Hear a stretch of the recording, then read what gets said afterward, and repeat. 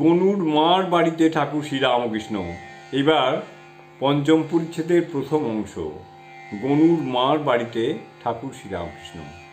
গনুর মার বাড়ির বৈঠকখানায় ঠাকুর শ্রীরামকৃষ্ণ বসে আছেন। ঘরটি একতলায়, ঠিক রাস্তার উপর। ঘরের ভিতর ঐক্যতান বাদ্যের আগ্রা আছে। ছোকরারা বাদ্যযন্ত্র লয়া ঠাকুরের পিত্তার্থে মাঝে মাঝে বাজাইতেছিল। রাত 8:30। আজ আষাঢ় মাসে কৃষ্ণা প্রতিপদ। চাঁদের আলোতে আকাশ, গৃহ, রাজপথ সব যেন প্লাবিত হয়ে আছে। ঠাকুরের সঙ্গে সঙ্গে ভক্তেরা আসিয়া ওই ঘরে বসিলেন। ব্রাহ্মণীও সঙ্গে সঙ্গে আসিয়াছেন।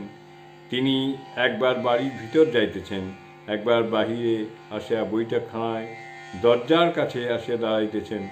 পাড়ার কতগুলি ছোকরা বৈঠকখানার জানলার উপর উঠিয়া ঠাকুরকে দেখিতেছে। পাড়ার ছেলে বুড়ো সকলেই ঠাকুরের আগমন সংবাদ শুনিয়া ব্যস্ত হইয়া মহাপুরুষ দর্শন করিতে আসিয়াছেন। জানলার উপর ছেলেরা উঠিয়াছে দেখিয়া ছোট নয়ন বলিতেছেন, ওরে তোরা ওখানে কেন? যা যা বাড়ি যা। ঠাকুর শ্রীরামকৃষ্ণ সস্নেহে বলেছেন, না থাক থাক না থাক না। ঠাকুর মাঝে মাঝে বলতেছেন, হরি ওম হরি ওম। শতরঞ্জির উপর একখানে আসন দেওয়া হয়েছে, তাহার উপর শ্রীরামকৃষ্ণ বসিয়াছেন। ঐক্যতান বাদ্যের ছোকরাদের গান গাইতে বলা হইল, তাহাদের বসিবার সুবিধা হইতেছে না। ঠাকুর তাহার নিকটে শতরঞ্জি বসিবার জন্য তাহাদের আহ্বান করিলেন। ঠাকুর বলতেছেন, এর উপরেই বসো না, এই আমি লিখছি। এই বলিয়া আসন গুটাইয়া লইলেন।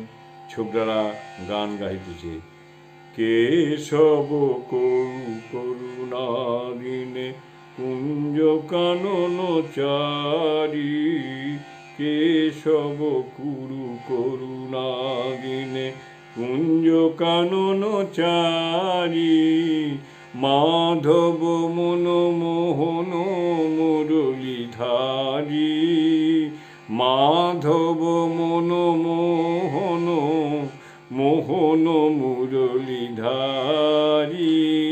কেশব করু করুণা দিনে কুঞ্জ কানন চারি।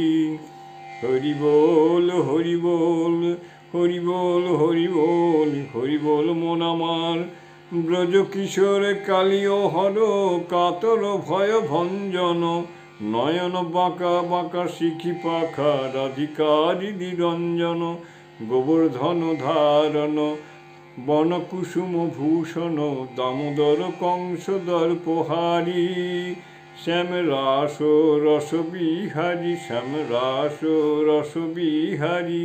হরি বল হরি বল হরি বল মন আমার, হরি বল হরি বল হরি বল মন আমার, কেশব কুরু করুণা দিনে কুঞ্জ কানন চারি, কেশব কুরু করুণা দিনে কুঞ্জ কানন চারি। জয় ঠাকুর।